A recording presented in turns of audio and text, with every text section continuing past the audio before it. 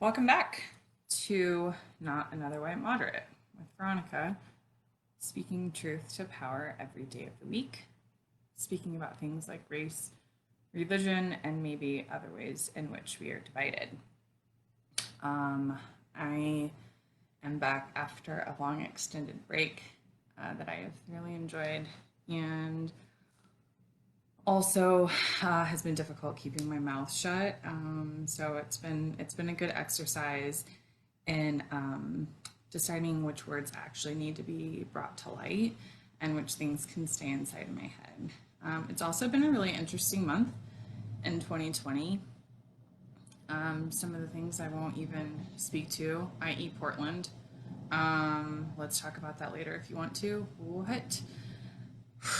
Anyway, today I want to just come back with a quick reminder about conspiracy theories and this idea that like they're the biggest ones that we don't even recognize because they're right in our face. And so one of the things that happened in the month that I was gone is the Representative John Lewis passed. And it's something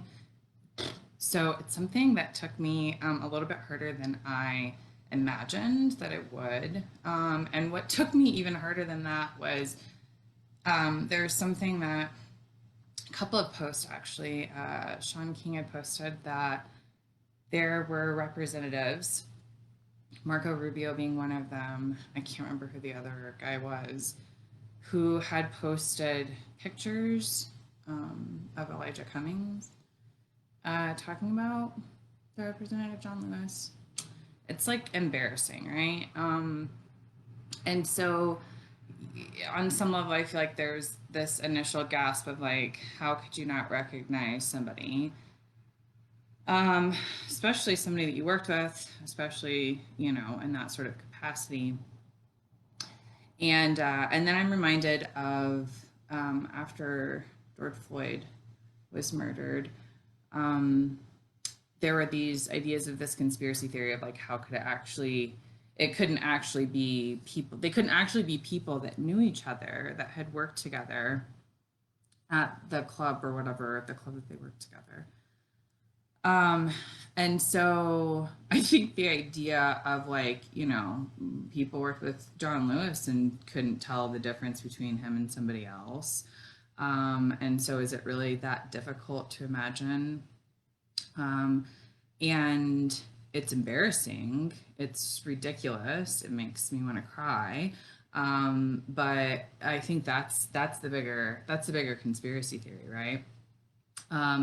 The fact that we somehow don't have to acknowledge Black people as human beings, even when we're in close capacity with them, that we don't have to look into their eyes and recognize who they are as people and remember that is embarrassing. So the other example I'll give you, if you aren't familiar, there's an amazing artist, Jordan Castile, and she had an installation at the Denver Art Museum that was there for a while, and it's called Returning the Gaze. And if you haven't checked it out, you really should. Again, Jordan Castile. This particular installation is called Returning the Gaze, and it's a series. It's all paintings where and I'm going to get the description wrong, so I'm just going to give you my basic description of my interpretation. But it's Black people in real life, lots of different real life situations, giving eye contact, right? Looking back. And so you're seeing, when you look at the painting, when you look at the layout, you're seeing this whole scene of where this person or people, right, multiple people where they are, but returning the gaze, when you look at them, they look back at you. And it's breathtaking, beautiful. She's an amazing artist. But when I went to the exhibit, what I was really struck with, and I was bawling through the entire exhibit, right? My son had to leave me because I was embarrassingly crying. And so I just cried by myself. But I was really, really struck by watching other people in the exhibit. And what really hit me in a very, very uncomfortable way was that it could be the very first time that some of these people were ever making eye contact with a Black person. And because they paid to do it, right? And so, like, they wouldn't normally feel that they would need to, but here it was art, and so they're going to, and that this might be the very first time that that returning the gaze would be at them, right? That they would feel that. And so again, I feel like that is the bigger conspiracy theory, right? That like that this returning the gaze, and that could possibly be somebody's first experience with having that sort of eye contact and really seeing somebody for who they are, and that it's a painting. It's not even like a real life situation. So again, for me, that's sort of like the bigger takeaway from that. The other thing I want to talk about that happened while I was gone is challenge accepted. So again, challenge accepted, there was like all of this back and forth. I follow According to Louise, and so Louise Adoran, there was some controversy, drama with like Taylor Lorenz, like some writer with the New York Times, one of them.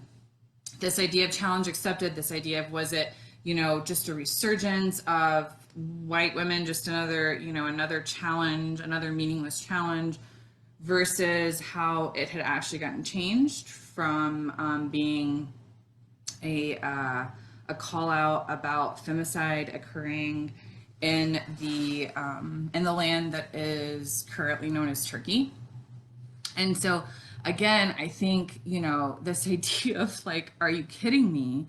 The conspiracy theory really on that one, like, is the fact that we could be so caught up in this back and forth that we are so self-absorbed that we would think that it would be about us, and that it would have to be about us, and then it couldn't possibly be about anything other than something that we created. It couldn't possibly have originated from calling out the femicide occurring in the land known as Turkey. And so again, the conspiracy theory, like on that one, for me, the joke, the twist, right, is that this chick like she even said that she asked Instagram and Facebook to like fact check. Okay, so we're asking the people who are questionable at best to help us fact check like what's happening. I don't, it was kind of laughable. I don't know. The number 3 thing, and I just want to bring this to everybody's attention again, because I feel like it needs to be said, and I brought this up before, but anti-Semitism and being an anti-Semite, of which I am not. I want to be very clear. I have lots of friends who are Jewish, who are very close personal friends of mine that I've known like forever and a day. I respect Judaism as religion. I think of the major religions, it's, close to the top, whatever, like to each their own.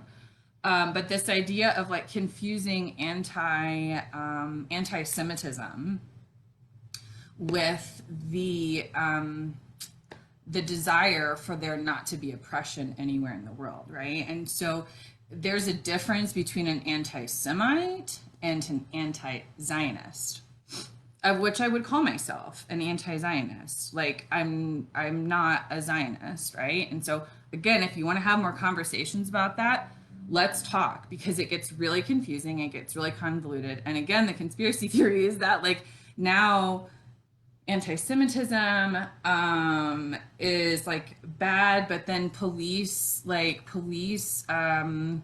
militarized police are bad too, right? Like, so again, somehow if you aren't pro-militarized police and aren't pro-Zionist, the conspiracy theory is that somehow that then makes you an anti-Semite. And I just want to caution that that's not, it's not the same. It's not an equation like that. Shall we continue? Okay, so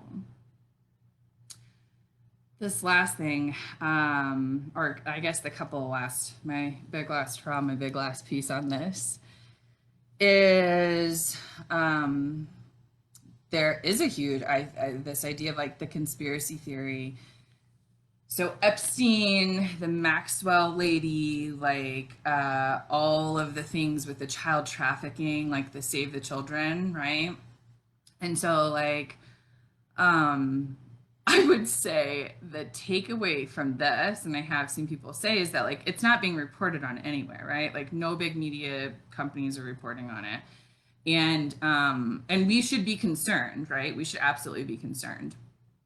Um, that's not all, folks, right? So I posit to you this. Uh, I posted an article on Love Yourself Revolution that's from The Hill. So I feel like that's a pretty centrist, almost right sort of publication. Like it's not a super crazy lefty like publication. And so it was talking about, oh gosh, the pandemic of child trafficking, right? And like where the child trafficking and like how this is all like why we need to provide this funding for that. And so I was like, okay, like, the Hill, they're posting us, like, that's a real thing. That makes it a real thing. Like, I appreciate that. And, but it's interesting because, like, there's all these groups popping up in Denver. So, Denver, Indiana, I'm sure they're elsewhere. They're popping up about, like, Save the Children and, like, recognizing child trafficking as, like, an issue, recognizing, crazy stuff happening in the universe is, like, something that we need to like really address and not just like deal with whatever has been fed to us. And I'm pro all of that. Like I'm totally pro all of that. I find it interesting that and I hope, right? I hope that this doesn't take away, but instead contributes to Black Lives Matter. And hear me out. In the Hill, in the article from the Hill or whatever that I posted, it said that the factors that contribute to this issue: silence, poverty, racism, gender inequality, and the systematic disenfranchisement of vulnerable populations. And I couldn't agree more. Silence, poverty, racism, gender inequality, and the systematic disenfranchisement of vulnerable populations. So, what I hear you saying there is this idea of intersectionality, this idea of oppression anywhere being oppression everywhere, this idea of these factors really affecting something that is much bigger than we could have possibly imagined. This idea that like coronavirus then distilled all of these things, right, into this sort of like perfect storm. And like, what do we do now? And I would just say, save the children, Black Lives Matter, wear a mask, all go together. They're not mutually exclusive, guys. It's a both and, right? Like we have to fight all the pandemics. And so it has to be holistic. Like we got to tear all the systems down. It's not one or the other. It's not save the children, child trafficking stopping, or Black Lives Matter, or coronavirus. It's both and all of it. Like we're coming for everyone. Does that make sense? I really hope that that makes sense because like the conspiracy theory, here's the conspiracy theory on this, right? The conspiracy theory is that the systems that be would love for us to not see these as both ands. The conspiracy theory is that now we're going to turn into the teams of who's voting in November, and are you voting for the pedophile racist or the racist pedophile? So let's not let these sort of things divide us. Let's hit them all the way, bring them all home, save all the children, have all the Black Lives Matter, have every life matter, right? Here's where we go. So like if you guys like, let's go for all of them and get it done. I love you guys so much.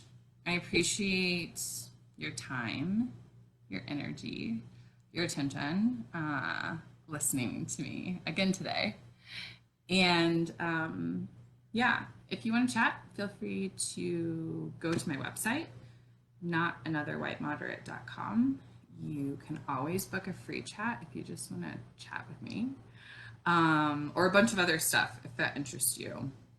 Don't forget, Black Lives Matter every damn day. Love yourself to revolution. Love you guys.